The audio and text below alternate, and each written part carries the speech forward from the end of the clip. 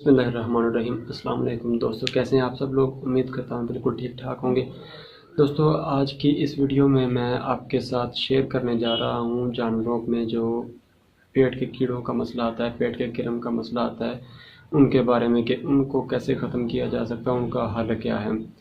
मैंने अभी मतलब जब फील्ड में जाता हूँ तो जब कभी किसी से पूछता हूँ कि आपने कभी जानवरों को पेट के कीड़ों की अद्वियात दी हैं, तो वो कहते हैं कि नहीं, हमने तो कभी भी नहीं दी।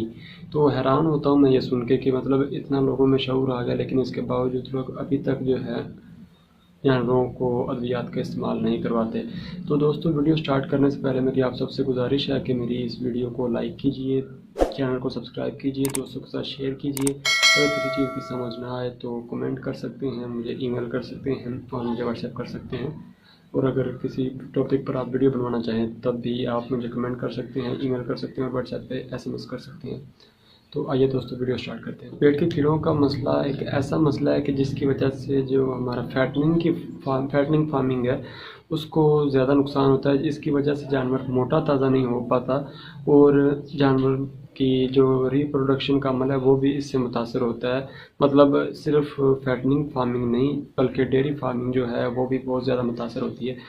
दोस्तों, इसकी जो सादा सी इलामात है वो मैं आपको बता देता हूँ। इसमें जानवर को आमतौर पर जो है जानवर ठीक से खाता पीता नहीं है। अगर खाता पीता है तो उसको खुराक का असर नहीं हो रहा होता, जैसे कि हम कहते हैं कि मतलब जानवर मोटा नहीं हो रहा होता या फिर दिन ब दिन सूख रहा होता है। इसके अलावा जानवर को अगर मसला ज़्यादा सीवियर हो तो आप जानवर के गोबर में अंडे भी देख सकते हैं, छोटे छोटे जरानों के। और इसके अलावा आपको फीता नुमा या फिर किसी और तरह के कीड़े भी नज़र आ सकते हैं। इसके अलावा दोस्तों, जानवर हर ना खाने वाली चीज़ को खाने की कोशिश करता है। जो सबसे ज़्यादा जानवर चीज़ खाता है पेट के कीड़ों के मसले के दौरान वो मट्टी होती है। जब भी जानवर मट्टी खाए तो हम ये कह सकते हैं कि जानवर को पेट के कीड़ों का मसला है। इसके अलावा अगर जानवर मट्टी के अलावा कुछ चीज़ें खाता है, मिसाल के तौर पर दीवारों को चाटता है, जो ना खाने वाली हो, लकड़ी हो गई, सीमेंट हो गया, इनको अगर खाता है तो हम ये कह सकते हैं कि पेट के कीड़ों के साथ साथ जानवर को मिनरल्स की भी डेफिशिएंसी है, नमकियात की भी कमी है। तो दोस्तों, इसका बड़ा सिंपल सा हल है कि हमने जानवर को पेट के कीड़ों की दवाई देनी होती है। और दवाई देने से पहले मैं आप सबको रिकमेंड करूँगा कि कोशिश करें कि अपने जानवर की जो गोबर है उसका टेस्ट करवा लें। सबसे अच्छा रिज़ल्ट आपको इससे मिलता है, आपको जो दवाई रिकमेंड करता है या जो दवाई आपको लैब वाले रिकमेंड करते हैं वो आप इस्तेमाल करवाते हैं और आपका जानवर बिल्कुल ठीक हो जाता है। बनिस्बत दूसरे तरीके के हम एक तुक्के के हिसाब से कोई भी दवाई इस्तेमाल करवाएं, उसमें आपका नुकसान होता है। आपकी जो पैसे होते हैं वो ज़ाया हो रहे होते हैं, आपके जानवर का वज़न दिन ब दिन कम हो रहा होता है और इसके अलावा आपका वक़्त जो है वो भी ज़ाया हो रहा हो। दोस्तों, मैं आपको एक अंदाज़े के मुताबिक जो इस्तेमाल करवाई जाती हैं वो अद्वियात बता देता हूँ।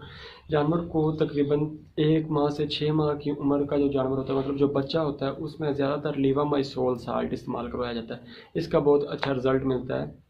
सिवाय पेट्स के जो भी हमारे मतलब दूसरे पालतू जानवर हैं, मवेशी हैं, उनमें ये इसका बहुत अच्छा रिज़ल्ट मिलता है। अलावा जो बड़े जानवर हैं उसमें दोस्तों अल्बेंडाजोल, ऑक्सफेंडाजोल, इनका ज़्यादा इस्तेमाल करवाया जाता है।